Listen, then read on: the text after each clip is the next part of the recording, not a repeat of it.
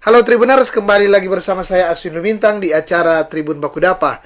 Dan kali ini kita akan berbincang-bincang dengan tema suka duka guru di era milenial.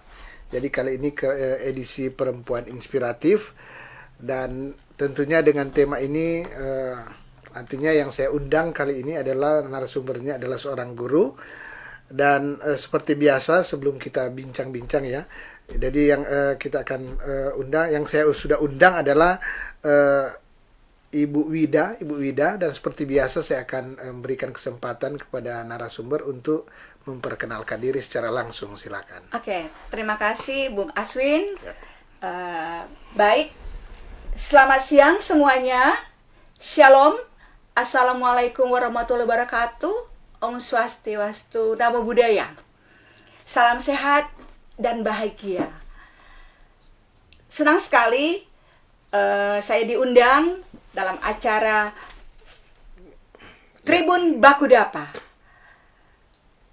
Tribuner yang saya hormati dan berbahagia, ada ungkapan tidak dikenal, tidak disayang.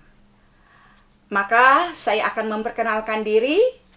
Saya Dr. Randa Wida Sani Menayang MPD, guru sejarah di SMA Negeri 1 Manado. Halo teman-teman, semansa, Pak Kepsek, dan semuanya anak-anak, sobat tribuner yang berbahagia pada siang hari ini. Saya mengajar di SMA Negeri 1 Manado sejak tahun 89 pengangkatan pertama. Puji Tuhan sampai saat ini ada sekitar 33 tahun. Umur panjang Tuhan berkenan, saya akan memasuki masa pensiun. Tapi sebagai guru di era milenial ini, tetap semangat dan enjoy menghadapi anak-anak generasi Z. Oke, profil sejenak yang saya boleh share ke tribuner yang saya hormati. Saya memiliki sedikit pengalaman tapi membuat saya bangga dan berbahagia ketika saya pernah mengikuti kegiatan dikirim ya, yaitu kegiatan kemah wilayah di perbatasan, Pak. Jadi kami berkemah di perbatasan Etikom waktu itu di Kalimantan Barat ya, daerah perbatasan yang masuk Sarawak. Kami berkemah pakai tenda-tenda itu di tahun 2010.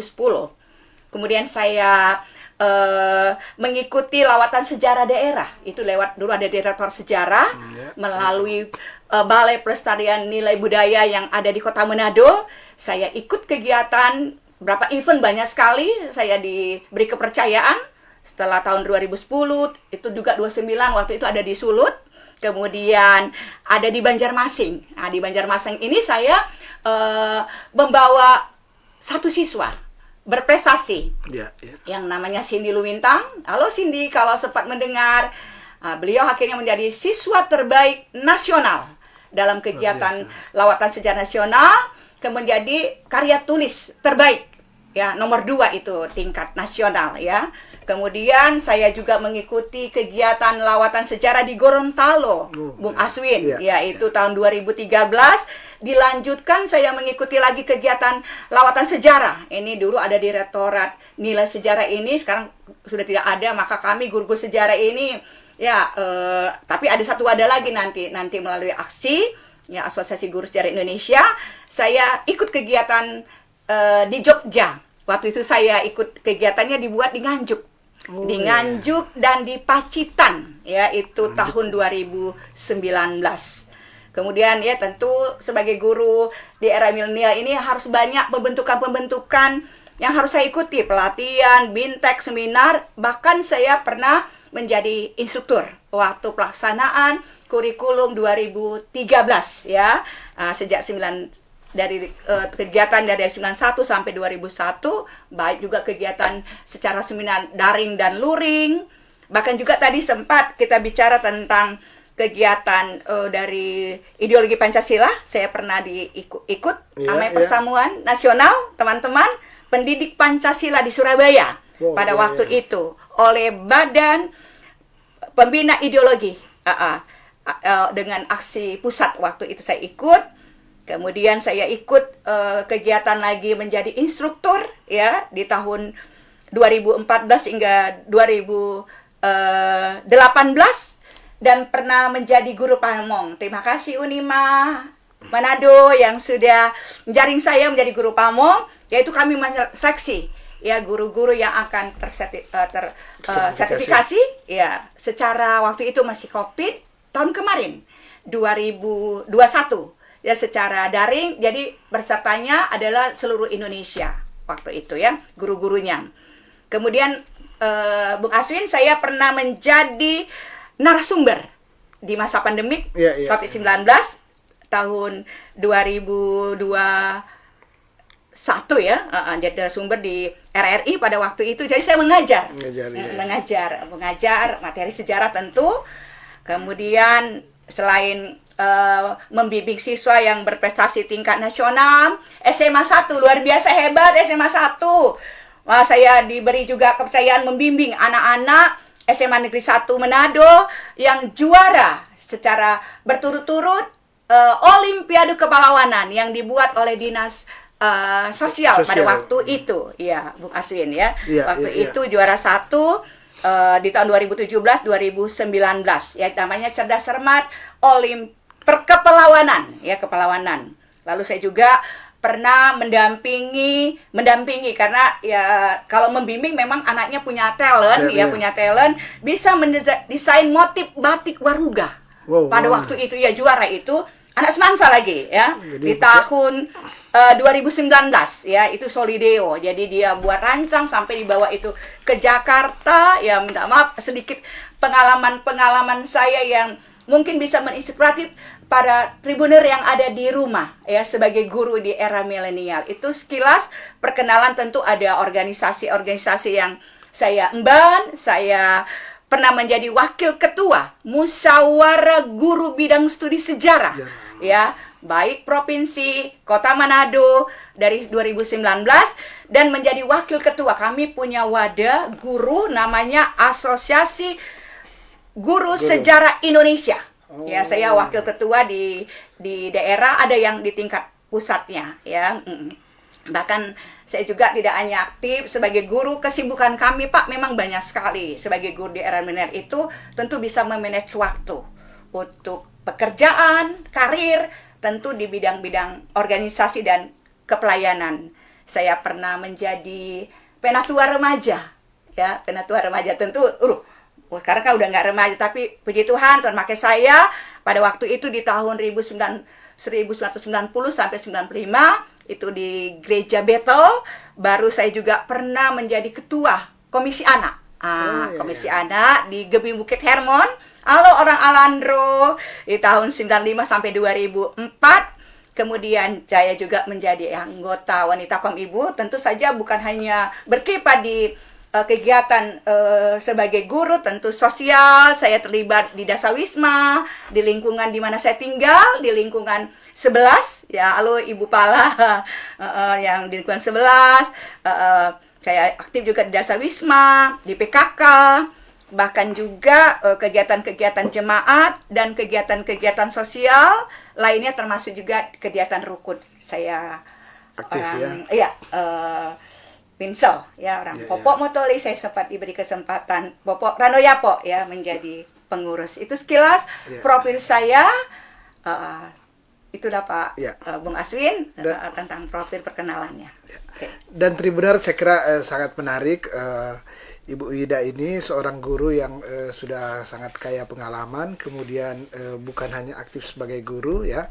Tadi sudah sekilas sudah diutarakan banyak aktivitas lain yang sudah dilakukan, bahkan untuk menambah qualified-nya sebagai seorang guru sejarah sudah mengikuti berbagai pelatihan-pelatihan ya, mengikuti berbagai pelatihan dan juga bahkan tadi mengenai Pancasila ya, ada pendalaman Pancasila dan hal-hal yang lain. Ini jadi saya kira tidak salah kalau saya mengajak Bu Wida ini untuk kita bincang-bincang terkait dengan bagaimana mengajar ya di era milenial saat ini ya. Tadi tentu di era milenial saat ini agak berbeda dengan sebelum-sebelumnya. Iya. Apalagi mungkin kita lebih fokus pasca COVID ini. Iya, benar. Boleh tidak Bu Wida, saya ingin menginformasikan ke Tribuners sewaktu COVID gimana cara belajar mengajar di yang Ibu lakukan. Oke. Ya. Ya. Terima kasih Bung Ya. Aswin. Ya. Pertama, sebagai perempuan saya bangga sebagai guru. Saya bangga panggilan jiwa, panggilan hati, ya, dalam berbagai situasi, ya. Tadi diminta mereview kembali. Ya. Ini sudah dari pandemik ke endemik, Endemik, sempat di dalam pembelajaran di masa pandemik ini tentu pertama-tama sebagai guru di era milenial, kalau ditanya suka duka, tentu ya maaf campurnya bahasa Manado kan, tentu banyak sukanya daripada dukanya. Iya, tentu kalau duka, kalau ketika kita mengajar secara online dengan menggunakan aplikasi, ya aplikasi yang harus digunakan. Nah, sebagai guru tentu kita harus beradaptasi. Kita kita jangan melek ini. Kita harus tahu teknologi dan berusaha mengetahui IT, berusaha memahami, belajar terus ya. Iya. Walaupun seorang guru harus tetap belajar. Jadi tidak ada istilah tidak harus, ya. Kami bersyukur di SMA 1 itu Pak Aswin, bahkan juga guru-guru pada umumnya itu 90% itu pasti menguasai, ya. Ada di tantangan, ya, mulai pasti tentu dari guru-guru SD yang harus menggunakan aplikasi Zoom, aplikasi Google Meet. Betul. Kalau orang di SMA 1 Microsoft Teams, ya harus belajar, ya. Tidak ada istilah gaptek, harus belajar, menyesuaikan. Tadi kami dikunjungi oleh KPK yang bagian pembinaan dan pendidikan, kalau juga penerapan pembelajaran merdeka belajar itu, jadi itu siswa itu DP harus jadi bukan lagi hanya pada guru center tapi kepada study center. Study center. Jadi ada tertentu juga kita belajar. Di mana anak-anak kita yang kita hadapi lagi, membuat anak-anak harus lebih aktif, lebih aktif. Bagaimana guru punya inovatif, kreativitas untuk belajar terlebih dari bidang teknologi dan IT tersebut. Jangan malu-malu, karena kita harus beradaptasi dan menyesuaikan dengan mereka. Mereka cerdas, mereka menguasai, ya. Mulai dari buka tutup laptop tentu bukan hanya demi itu saja, tapi membuat materi itu menarik melalui PowerPoint, melalui PPT, kalau istilah itu guru-guru udah tahu. Lalu share, kalau saya sejarah, kan sejarah itu biasanya dianggap membosankan. Jadi saya pilih menarik video-video cerita-cerita sekitar perjuangan bangsa Indonesia sebelum dan sesudah kemerdekaan, bagaimana lalu aplikasinya. Jadi semenarik mungkin. Demikian juga dengan mapel-mapel yang lain. Sekarang mapel istilahnya Pak, mata pelajaran kalau kami di SMA.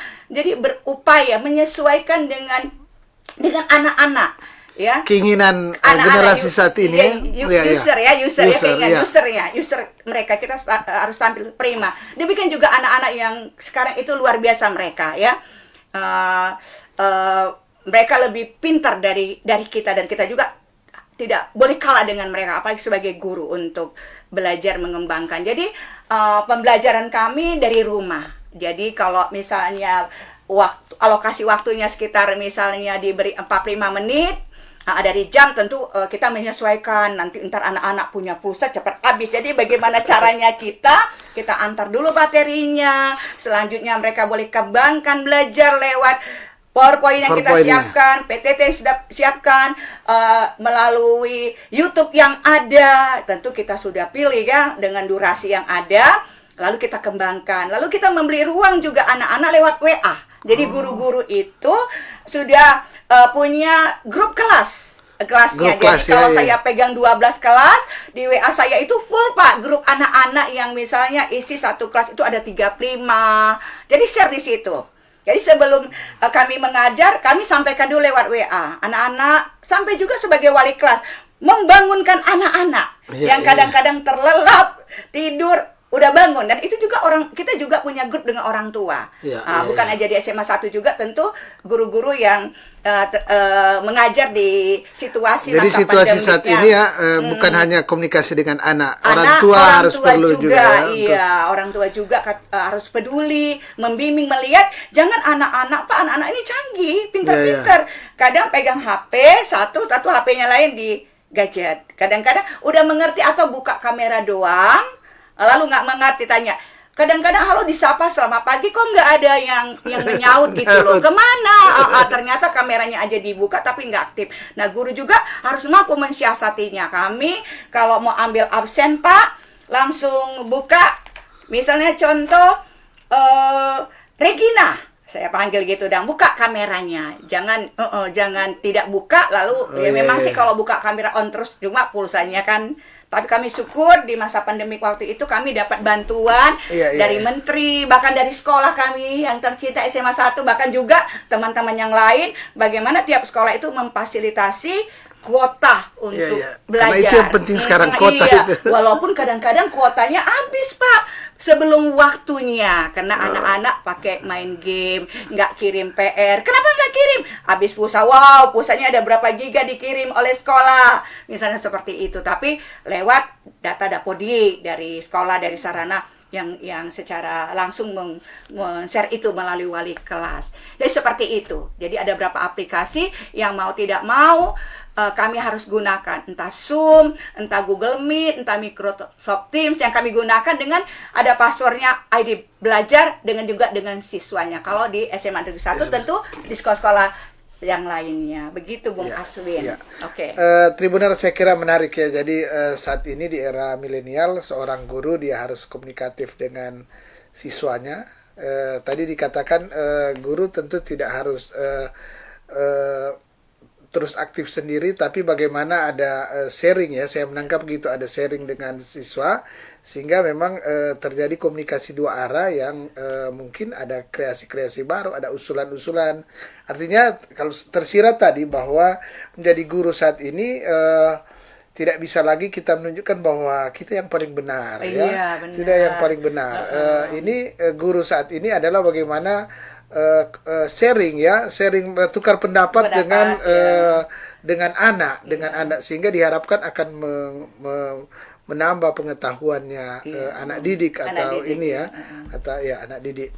Dan juga dikatakan tadi untuk mencegah hal-hal yang dikatakan tadi, generasi saat ini tentu keunggulannya lebih pintar dengan lebih menguasai dengan teknologi saat ini, sehingga melek teknologi sehingga orang tua harus aktif juga, harus mengetahui seberapa, kan guru tidak harus ke rumah masing-masing, sehingga harus melakukan komunikasi juga dengan orang tua. Jadi saya kira ini lebih dinamis ya. Metode mengajar saat ini lebih dinamis. Oke. Tadi dikata, Bung, tambahkan sedikit, ada istilah guling. Guru keliling. Oh, guru keliling ada juga. Guru keliling ini kami lakukan home visit. Kenapa ini anak ini enggak pernah join dengan link yang sudah disampaikan? Tentu berbagai alasan ya. Ketika kemudian ada kendala jaringan, kendala yang kadang-kadang kurang bisa dimengerti, kami harus kunjungi ke rumah. Bahkan kami memberikan juga bimbingan kepada anak tersebut, atau kami juga undang datang. Itu per minggu atau per bulan?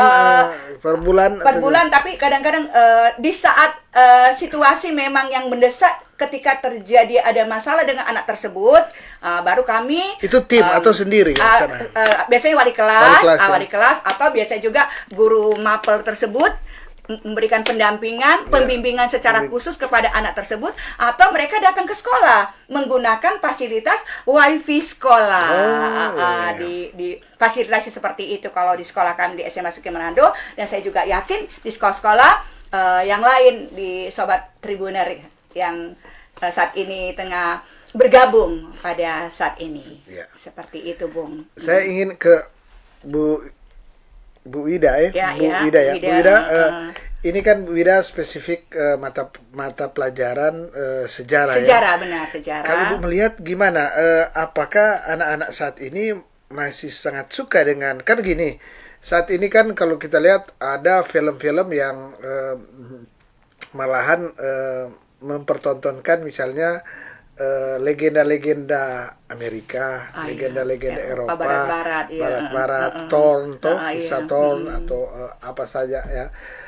Gimana kalau pengalaman Ibu, apakah anak-anak kita, anak-anak didik di SMA saat ini masih suka tidak mendengarkan sejarah-sejarah perjuangan dulu-dulu kemerdekaan atau pahlawan revolusi atau apa atau gimana? Iya, terima kasih Bung Aswin. Iya. Sobat Tribuner yang berbahagia di rumah, memang terkadang pelajaran sejarah itu dianggap satu pelajaran yang membosankan. Jadi disinilah kami ditantang sebagai guru, ya. Media kami adalah diri kami sendiri, tentu ya. Bagaimana membangkitkan semangat kebosanan mereka. Memang ketika kami menayangkan dalam video pembelajaran tentang sejarah di masa lampau, kita lihat minat mereka, perhatian mereka, komen mereka. Lalu kita juga boleh bikin sedikit pembandingan dengan yang tadi Bung Aswin katakan dengan film-film barat, film-film yang dikatakan mungkin tidak sesuai. Memang kadang-kadang dampak dari IT ini juga ketika kita tidak kontrol, ya orang tidak kontrol tentu ada dampak-dampak seperti itu. Itu perlu ada pengawalan ya, baik orang tua. Jadi kami menyingkapinya kalau tidak hanya materi sejarah Indonesia, tentu ada materi sejarah dunia. Perang dunia ada kan? Aduh, bagaimana Jepang, bagaimana Amerika, bagaimana Jerman. Jadi dengan rudal, dengan alat-alat perang yang mereka gunakan, menarik. Lalu saya sengaja lihat. Lalu kalau mereka IPA, bagaimana penemuan itu dibuat? Siapa yang membuat? Lalu kan itu ada unsur-unsur tadi baratnya, sejarahnya. Jadi tidak hanya sejarah Indonesia, tapi ada sejarah dunia yang dalam di kurikulum kami ini, ya. Jadi itu berupayalah kami bagaimana menyingkapi seperti itu. Dan anak-anak minat juga ya, Mas? Minat. Jadi kita juga tidak hanya full misalnya berapa menit, jadi kita share komen bagaimana tanggapannya. Jadi diberi pendapat anak-anak ketika melihat video tersebut, lalu dengan membandingkan video-video sekarang yang ini lain. visual juga ya? Visual kan di sekolah kan ada sekarang ada LCD yang disiapkan untuk dipasang, jadi guru dengan laptop. Kalau hanya mengajar secara konvensional, anak-anak kan apalagi sejarah kan nggak menarik, apalagi di jam-jam terakhir, membosankan. Jadi kami sebagai guru, bahkan teman-teman yang lain pasti juga mempunyai metode seperti itu. Jadi melihat, mengamati, lalu memberi komentar tentang film yang ditayangkan, film sejarah Indonesia atau film-film Barat yang tadi ditanyakan. Seperti itu Bung Aswin. Bu Ida, tadi Bu Ida sempat mengatakan bahwa sempat ikut pembina yang Pancasila ya. Pancasila. Sekarang gimana Bu lihat? Kalau dulu kan di era saya ya tentu masih ada yang pendidikan moral Pancasila, ada pendidikan sejarah perjuangan bangsa juga ya. Era sekarang saya tidak tahu. Tapi gimana? Apakah selama ini dalam 2000 tahun awal 2000-an sampai saat ini gimana cara Ibu dan teman-teman guru untuk memberikan pemahaman Pancasila terhadap anak didik? Oke, terima kasih. Sangat tepat sekali dengan apa yang diprogram oleh pemerintah melalui oleh Mas Menteri dan dalam programnya juga ya. Kurikulum Merdeka Belajar. Salah satu yaitu mengenai pelajar Pancasila. Jadi ini sudah masuk disinkronkan semua mata pelajaran. Ini kalau kami di SMA 1 udah mulai dari kelas 10, ada kemarin dalam persiapan perkenalan masa lingkungan sekolah ini sudah ditanamkan ya. Lalu saya masuk di satu bidang studi atau? Iya, ada setiap bidang studi. Ada bidang studi khusus jamnya, ya. Ada jamnya khusus. Jadi kalau ada 1 jam untuk pembelajaran ya, dalam wajib masuk itu di namanya apa kalau sekarang? Pelajar Pancasila. Pelajar Pancasila. Ya, jadi Merdeka Belajar itu ada Pak. Ada berapa nilai, ada elemen, ada dimensi yang harus masuk dan itu sudah disosialisasi, sudah harus diimplementasikan khususnya bagi sekolah-sekolah, ada sekolah penggerak, sekolah untuk penerapan sekolah kurikulum Merdeka Kurikulum Belajar Merdeka. ini, Oh, Merdeka iya. Belajar ini itu seperti kami di sejarah itu. Jadi sekarang kalau kurikulum Merdeka Belajar ini tidak ada lagi penjurusan. Jadi kalau mulai di kelas 10 itu jadi Semua. jadi ada penjurusan, jadi tidak ada itu jadi sebut 10-1 seperti itu. Tapi untuk mapelnya IPA jadi ada digabungkan, ada misalnya 4 mapel, ada fisika, kimia gitu kan, matematika.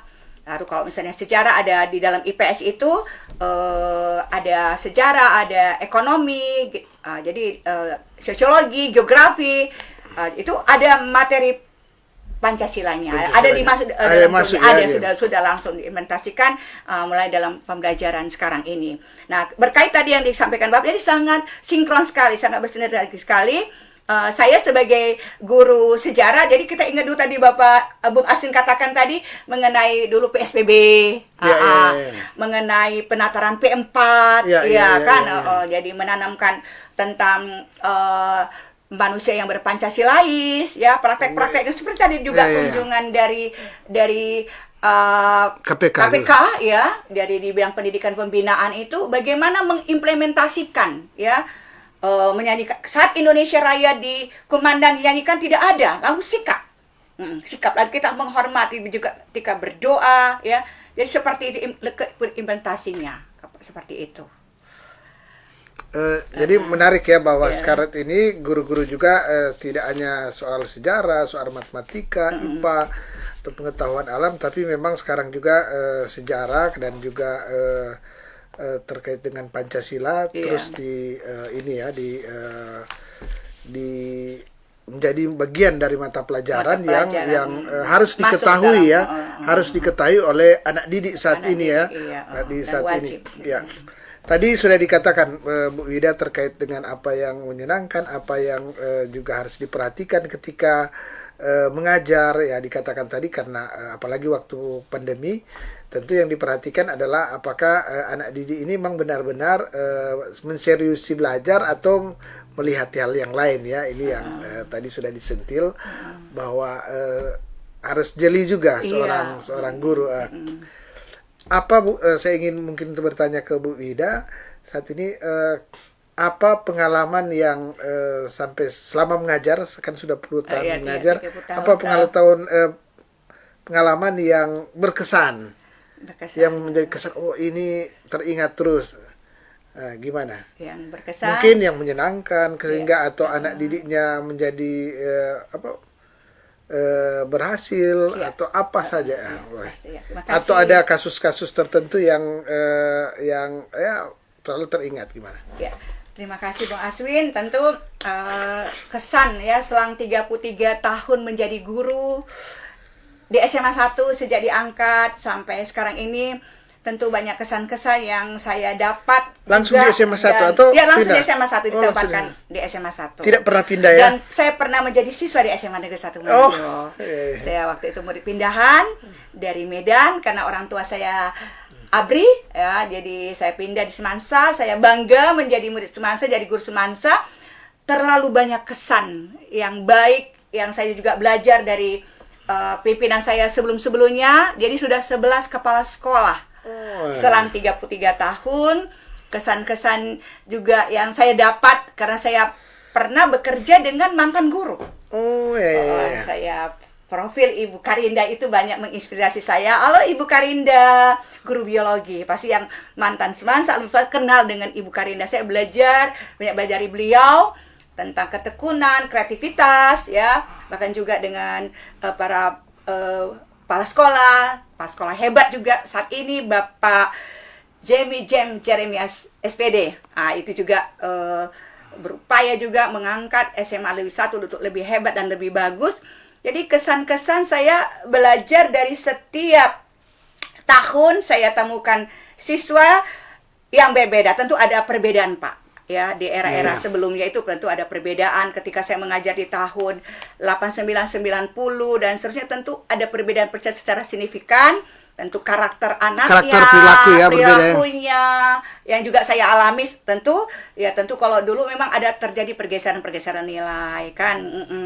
Jadi kadang-kadang pengaruh gadget, kadang-kadang anak juga itu udah kurang bertutur sapa, menegur karena udah makan belum. Jadi mungkin budaya biasa menghormati orang Manado, kearifan lokal selamat siang, udah kurang kita yang sebagai guru. Halo, selamat pagi, selamat siang. Duluan menyapa ya. Kita. Jadi juga memang seperti itu juga kita memberikan contoh. Jadi ada, kalau dulu kan kita setiap baku dapa, selamat siang, malam baik, tabeyawaya, seperti itu. Jadi ada kesan-kesan juga yang positif yang saya dapat, yang saya juga belajar dari anak-anak, dari teman-teman, ya, yang membuat saya tidak lupa, buat tambah saya happy. Yang saya katakan tadi, lebih banyak sukanya daripada duka. Tentu kalau duka, anak-anak Jamalawang, dia pakai power orang tua, siapa sih ibu? Saya pernah, Pak, ditantang seperti itu.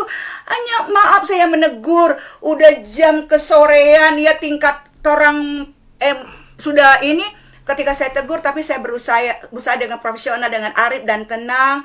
Mungkin anak ini perlu perhatian khusus lagi atau apa. Ternyata benar, Pak. Dan yang saya bersyukur ketika saya tegur dia buat kesalahan, ada sikap etika dia itu untuk minta maaf. Dan saya langsung, saya memaafkan dia. Itulah dinamikanya. Jadi terlalu banyak kesan-kesan indah yang bisa membahagiakan saya, semangat seperti ini. Karena juga saya dengan teman-teman di tempat kerja itu menciptakan tempat kerja yang menyenangkan itu, termasuk juga di kelas itu perlu sekali di era-era seperti ini ya, di masa pandemik. Tentu ada apa ya, ada pengalaman berbeda kadang-kadang dengan mengajar pakai masker, nggak pakai masker. Kalau sekarang kan udah agak boleh sedikit kalau terbuka. Kalau dulu kan ketika kita posting, loh gurunya gimana? Gimana? Jadi saya juga kalau anak-anak, kalau saya lihat, saya juga takut kan, misalnya kan itu sangat berdampak seperti itu. Jadi kesan-kesan ya ketika mereka berhasil, tentu mereka tidak lupa. Saya hormati. Kalau dia lulusan tahun 90, berarti saat ini kan mereka sudah ini juga sudah sukses ya. Kalau dia guru berarti sudah jadi teman guru. Teman guru, seperti saya bekerja dengan mantan guru saya, seperti itu. Dan juga saya juga kan sebagai alumni juga, kami juga bangga kan kalau dengar murid-murid, bahkan kami berhasil, bangga murid kami itu berhasil sudah menyebar di seluruh dunia juga ada ya, sudah menyebar bukan hanya di Indonesia, tentu jadi pejabat. Kami bangga juga tidak menutup kemungkinan juga ada yang ya kan berbeda-beda kan dalam kehidupan, tapi ketika ketemu mereka bilang Ibu Wida, saya lebih kenal Ibu Wiwi, Encik Wiwi. Dulu kan istilah Encik, toh menir Encik, kemudian Ibu Wida sesuai dengan papa nama yang kami pakai, wajib digunakan supaya lebih mengenal, dan siswa juga untuk mengenal siswa yang banyak di dalam satu kan wajib menggunakan papa nama. Sekarang wajib, ya, sekarang. Iya, wajib ya.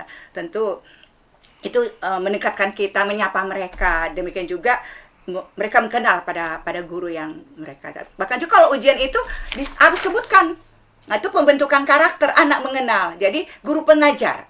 Kadang-kadang maaf ada tuh murid nggak kenal gurunya, padahal udah berkenalan. Siapa kotek kan? Saya ancam begini, awas ya kalau salah buat Ibu Wida Fefam kan, kalaupun kan menajar nggak boleh, mana yang nggak boleh, Ibu kasih kurang nilai. Jadi mereka tuh berusaha cari, padahal sudah diperkenalkan. Nah, demikian juga dengan siswa.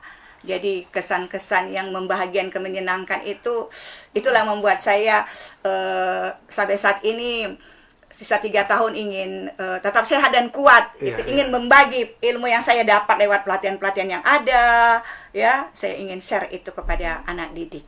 Itu Bung Aswin. Tribuner, saya kira sangat menarik ya perbincangan ini, tapi memang bincang-bincang ini dibatasi juga dengan waktu, sehingga saya kira apa yang menjadi perbincangan kita ini banyak yang boleh menjadi inspirasi bagi para tribuners, terutama kaum wanita, kaum perempuan yang saat ini mungkin apalagi yang berusia muda, tentu menginspirasi. Kalau Ibu Wida sudah kurang lebih 33 tahun 3 tahun menjadi seorang guru ya. Tentu menjadi guru ya bisa di formal seperti saat ini, bisa juga guru di informal ya, banyak sekali sekarang ini ya, atau pekerjaan-pekerjaan yang lain yang tentunya apabila ditekuni bisa menginspirasi banyak orang ya, terutama perempuan ya. Perempuan. Dan Tribuners, tentu seperti biasa sebelum saya menutup akan bincang-bincang ini, boleh ada statement, closing statement lah. Iya, oke. Closing statement dari Bu Ida boleh terkait mungkin harapan ke para perempuan supaya lebih giat lagi atau hal apa. Oke, kita tetap semangat menjadi guru. Kemudian saya tutup saja dengan satu pantun yang sudah tercover di dalamnya. Tadi makasih teman-teman yang sudah membantu saya untuk membuat pantun ini, sudah tergambar sesuai dengan judul topik kita pada saat ini. Muncul senja di langit merah, terlihat gelap di sisi utara. Aktif sebagai guru milenial, pasti hasilkan generasi emas. Ya, itu sebagai kesimpulan dari semua pembicaraan. Saya minta maaf kalau ada hal yang tidak berkenan, tapi hal yang menginspirasi dari saya, Indah berbagi, ya, men-share pada teman-teman guru di luar sana, baik yang ada mungkin di pedalaman, ya, di kotaan, bahkan untuk semuanya kita tetap semangat dan salam sehat selalu. Ya. Demikian dari saya, Bung Aswin. Ya. Ya. Dan Tribuners, demikianlah edisi Perempuan Inspiratif dengan tema Suka Duka Guru di Era Milenial, dan tentunya kita sudah mendengar tadi ya atau menyaksikan apa yang sudah diutarakan oleh Ibu Wida, atau lengkapnya Dr. Anda Wida Sani Menajang, MPD, yang merupakan guru di SMA Negeri 1 Manado. Dan tentunya saya Asin Lumintang dari Tribun Bakudapa mengucapkan terima kasih. Terima pada kasih Tribun, Ibu, ya. Terima kasih Suara Perempuan, Ya. terima kasih Semangsa, terima kasih untuk semuanya. Ya. Dan tentunya saya juga sekali lagi mengucapkan terima kasih kepada seluruh Tribuners yang menyaksikan akan acara ini, dan kita akan kembali lagi pada besok hari tentu dengan tema perbincangan yang berbeda. Mata lokal menjangkau Indonesia.